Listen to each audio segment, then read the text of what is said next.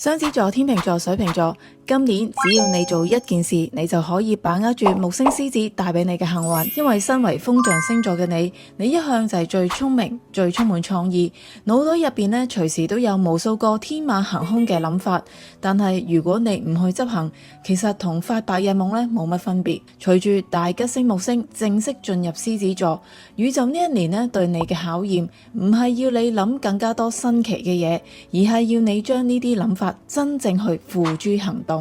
可能你一直都有一啲創業大計、讀書進修計劃，又或者喺工作上邊想提出各種創新嘅建議。今年呢，其實都係最好嘅落實時機。木星獅子呢，正在賜予你行動力，要你將靈感轉化為實質嘅計劃。當你願意行出呢一步，去實踐、去執行，世界就會見到你嘅聰明才智。所以行多一步，你就可以把握住機會啦。至於木星獅子對於每個風象星座嚟講呢，都有唔同嘅影響。其實呢，我仲未講晒嘅。